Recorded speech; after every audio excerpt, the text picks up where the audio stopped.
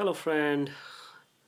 This is my first ever live session here in YouTube, and this is going to be a just one experimental a live session. So I just thought that I should start doing this live session because I'll be able to connect with lot many people like you who wants to learn watercolor and they feel like they want to get their questions answered.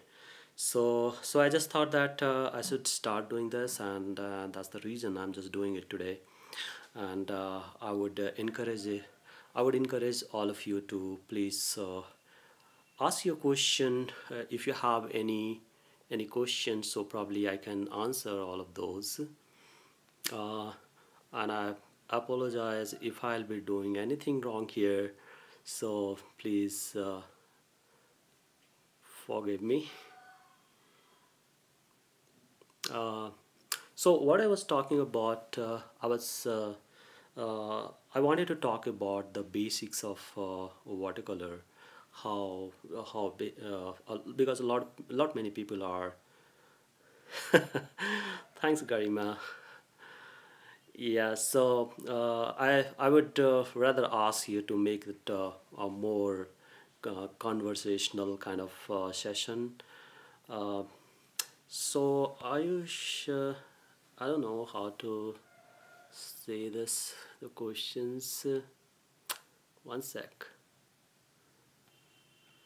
Okay, how can I lose out my stroke with watercolor painting?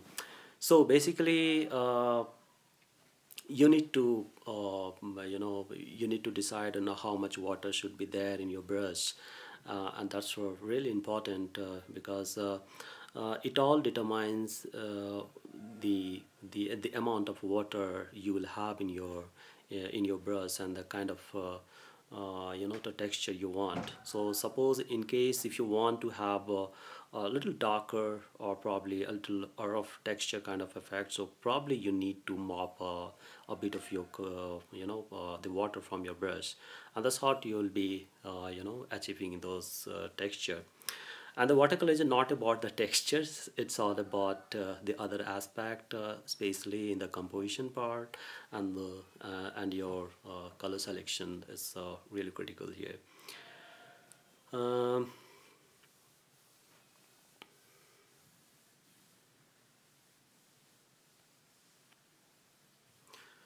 so the next question is, what is the choice of paper for a good watercolor painting? See, I would rather suggest you to don't rely upon any art supplies or anything. It just you should concentrate on your passion. You want to make on a watercolor art, and it doesn't matter even if it is a very inferior quality of paper or anything. You just need to just go ahead and start doing a random watercolor painting, and this is how you will be improving. Because I see a lot of people that are asking such question that but what sort of GSM or the color I should be using, and that is something I'm not very much particular about. So let it be in any color or any any sort of art supplies. I'll be going to enjoy whatever it is. Uh, so picking the another question.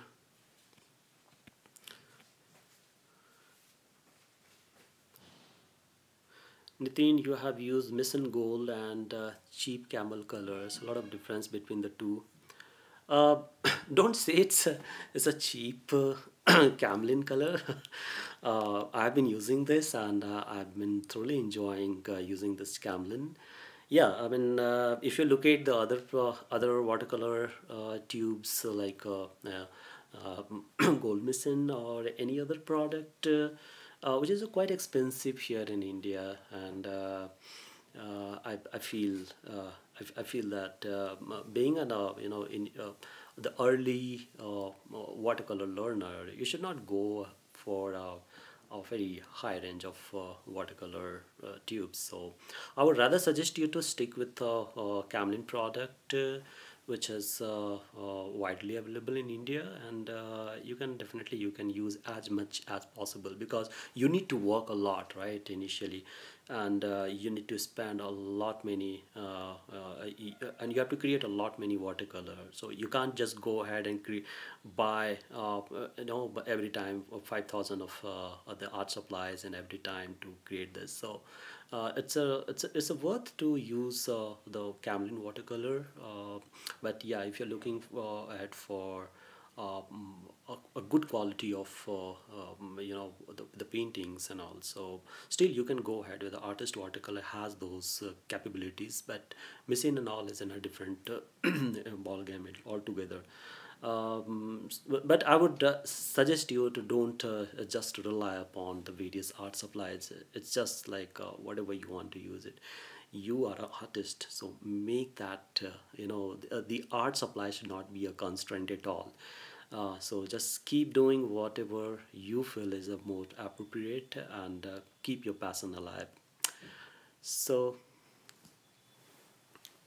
so guys, you can ask another question. Gauri, your question is, say something about painting a cast shadow. I mean, how to choose the color for it. Okay, yeah, there was, I think, Gauri, you have asked me this question long before also. If I'm correct, if I'm getting your question right, you're talking about what is that, how we can go ahead with the shadow. So the shadow is all about the kind of environment you want to create in your painting, whether it's light and or like hey, one second, man. um,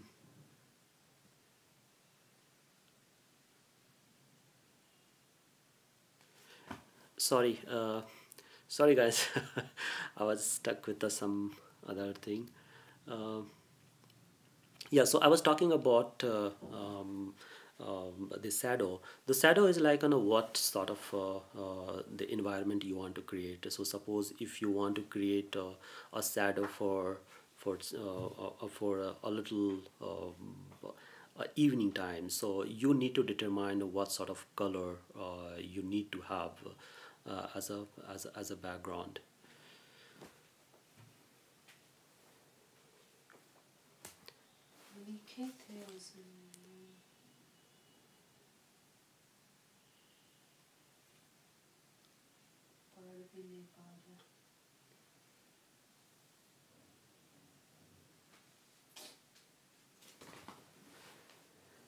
Yeah, so I'll be taking another question.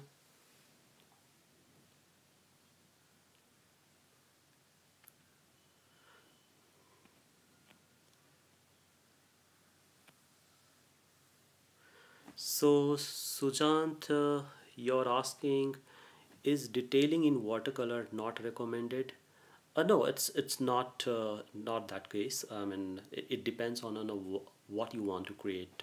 There are the various the style in fine arts. Like what you want to make. You want to make a realism or a expressionism or impressionism. So what exactly you want to? So you need to decide what exactly you want, what art form or what art style you want to create. So if you want to make it a more realistic kind of approach, so definitely you can go ahead and make those watercolor. It all up to you what you want to make. Otherwise, I work on a more like an impressionism kind of the style, and it comes out like it's just like you're building, you're bringing an impression of something which is not been given a complete detail. It's just like an impression of something, what you want to depict, what you want to express as an artist. So digital, hi, thank you for doing the live stream. Is working from light dark only way to go about watercolor paintings? Is working from light to dark is the only way to go about watercolor painting? If so, do you have tips to painting lighter? Basically, working whether you're working from light to dark or a dark to, so basic thing is like, you have to be, it's always, you'll be always in a control if you are taking your painting further step by step, like working as a layer.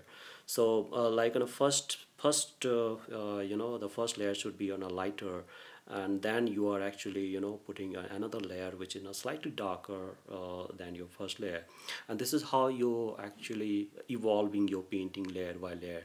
And you will be in a right control, your painting will be in a control. Especially, I'm not sure, we know that handling the watercolor is pretty difficult, and if you have done a mistake giving on a darker color, and then you wanted to do something, lighter, that will be a little tough. So I would rather suggest you stick with the light to dark, which will give you a much more control.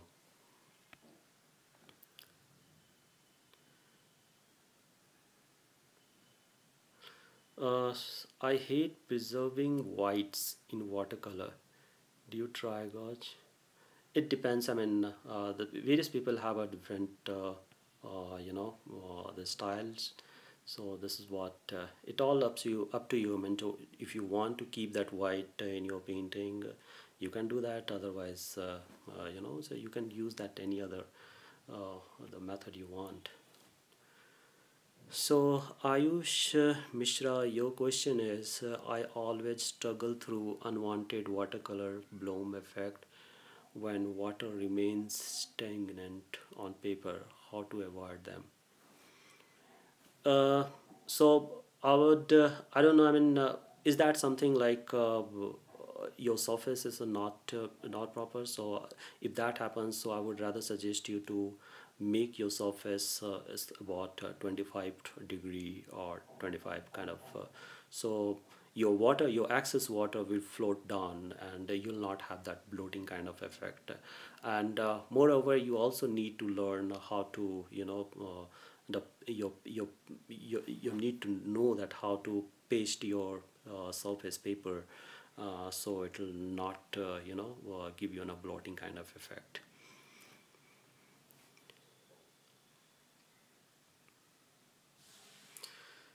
Susil, your question is it necessary to use best quality paper?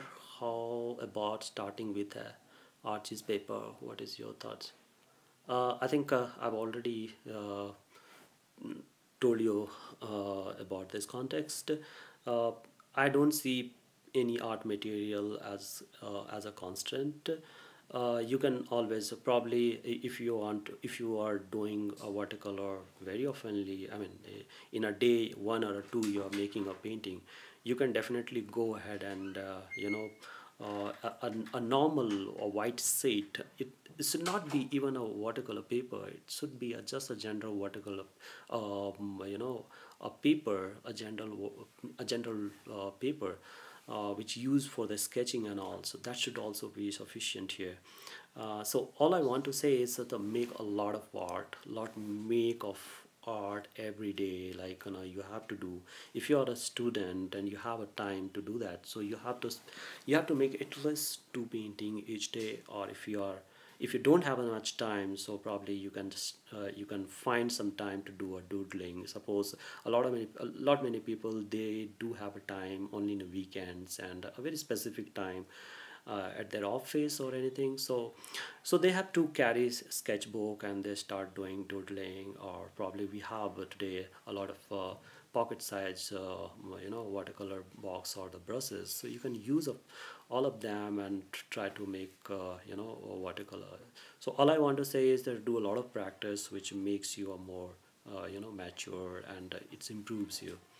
The watercolor is not about working on one day and you leave it for 10 days, and again you'll come back in a week or 10, and then you'll start. So actually it takes you back. So I would rather suggest you to do at least a one painting every day, spend some time there, and you will see that and how the improvement comes within you.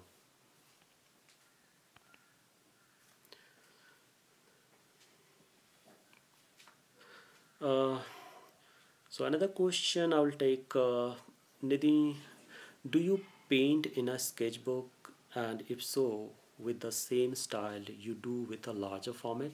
Yes. So what happen is, especially when you do plein air or watercolor, so you visit a specific place where you get inspired, some of the specific place where it get inspired. So I would rather suggest you to do a watercolor sketch. Not necessarily it's a very detailed kind of thing. It's just like you are getting the impression of that, the kind of the subject you're working on, and then you bring it to your studio or wherever you work, and then you detail it out. So this is the right approach for doing this. So what I do is, in my sketchbook I do all of those sketches first, spatially negotiating at various lights and shades, and then I go ahead with the watercoloring in a bigger shade. Mm, how to avoid overworking on paintings and achieve transparency? Yeah, that's the the kind of a question and the kind of curiosity that people have every time. It happens to me, it happens to a lot of people. uh, because you can't stop yourself. You just keep making painting, and after certain point, you feel like, and I can add some value here, if I'll be spending a little more time here.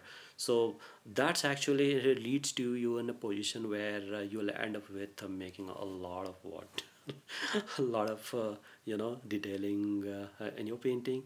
So so it's a art. It's another one art where you learn where to, and how to stop yourself. The urge is there, right? So you always feel like, and can I go ahead and make this? I mean, could have done this. So let's try it some bit of it, and that's where exactly the whole painting gets spoiled. So please avoid that. And it's I know it's a very tough. I had a very tough time, but yeah, you'll have to learn that.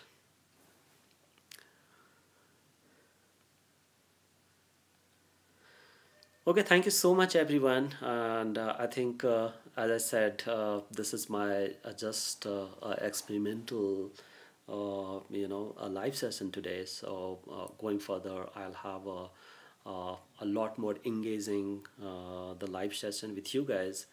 And thank you so much joining and asking the questions. I will definitely, next time I'll be upfront. I will let you know, or probably I'll send you a notification when I'm going to live. So so thank you so much, everyone, asking a lot of good question, and I hope I'm able to answer all of your question. So thank you so much, and I look forward to see you soon. Thank you so much.